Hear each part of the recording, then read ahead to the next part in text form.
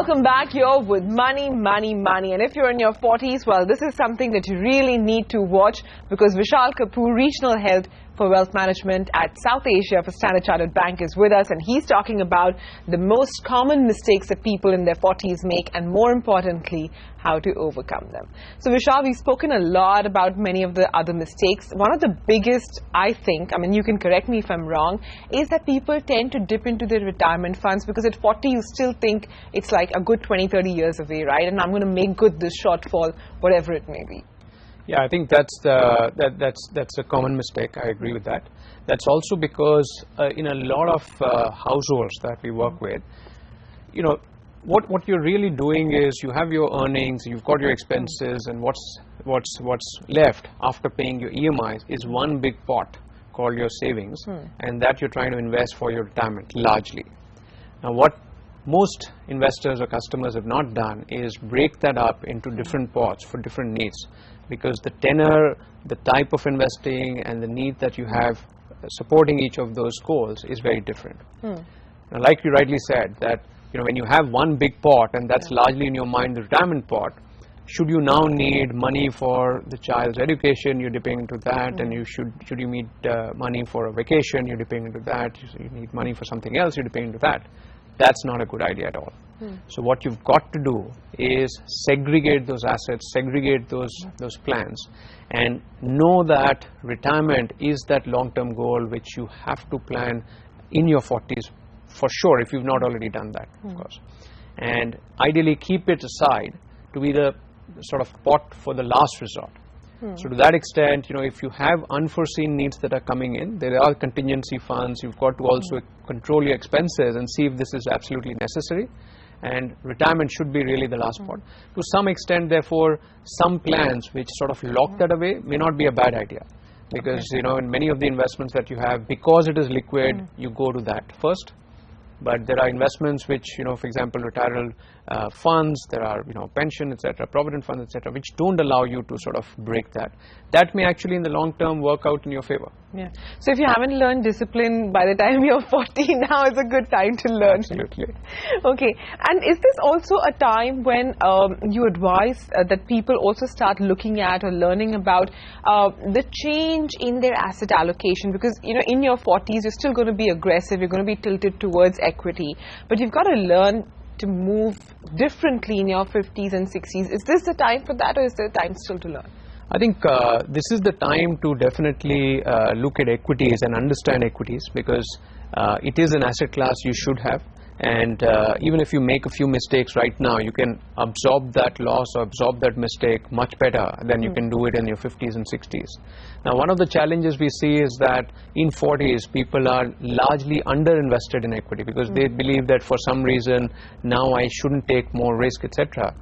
But we have to keep in mind that with life expectancy going up all the time, it's very likely that the person who's at 40 now, especially in the urban setting, is going to be living for 35, 40, maybe 45 to 50 years.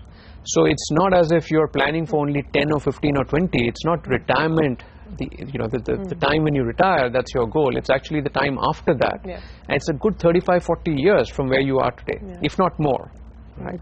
So it's a very long-term plan that you've got to build, and being under-invested or exposed to risk assets over there is actually a very common mistake that we should be very watchful of. It is a time when a lot of people have very aspirational requirements as well, right? So you often hear of people splurging in their 40s, and perhaps that's the opportunity cost that they're not understanding of the asset. So you'll hear of people buying fancy cars, you'll hear of people upgrading themselves to business class all the time. So what is the opportunity cost that their retirement suffers because of this? Actually, when we go back to the tables around compounding, it's a very basic, high school or even medium school concept, but it's a very, very powerful concept. So let's assume that you splurged on something worth a few lakhs, and you start compounding that few lakhs for 30, 35 years at what your expected rate of return would be. For the sake of argument, let's take equity as an asset class, and you take a 15% compounded return on that. It is going to be enormous. At that rate, 15-16%, money would double every 4.5-5 years. So you can now compound it 7 times and see what that number comes up to. That's what you are letting go of by splurging now. Now, I'm not saying that, you know, if you've been successful, you shouldn't enjoy the spoils of that success, but you've got to be balanced. And you know, yes, if you, and that's where we think that the emphasis of planning and budgeting comes in. If you know that, you know, this is my retirement nest egg, and that's something that I've got planned for. Actually, you may have some windfalls, maybe a better bonus, or maybe some stocks that worked well for you in terms of options, etc. Yeah, go ahead, enjoy it. You know, don't save it all up. But you know, knowing that when you have a plan is a far better strategy than doing it without a plan. And Vishal, anything to do with taxation that people in their 40s should watch for? I think one common behavior that we see is that often the urge to sort of save tax overtakes the, you know, the broader goal of trying to grow your capital. And a case in point may be a lot of customers, for example, who may sell off their first property for a profit, and then they feel that, you know, actually I have to reinvest this back into property, and the question is why? Oh, because otherwise I'll have to pay tax. And because I don't want to pay this tax, I'll reinvest back into property, and then, you know, the cycle goes on and on and on. Now, realistically, when you do the math, if your expectation that the second or the third property that you're buying from this reinvestment returns, if it's not going to go up at the rate that the other asset classes could, aren't you better off paying the tax now and then, you know, freeing up that money into, you know, things that you would otherwise do? And actually the math works quite well. So in many cases, we do have, and we see actually a growing trend of investors now choosing that option, saying, look, I've made my money in this property that I bought maybe ages ago, it's, you know, quadrupled or whatever it has, after indexation and after long-term capital gains, let me pay off what I have to, free up this money, and then invest it in an asset class like equity, where I think that I might keep it more liquid, still gives me better returns, and over a 3 to 5 year period, I'm quite confident it'll do better. Yeah, so the bottom line finally is that emotions should have nothing to do with it. If you can keep your emotions aside, definitely. Otherwise, get yourself a good planner. It can help you balance it. All right, so if you haven't learned to keep your emotions aside by the time you're 40, now is a good time as any.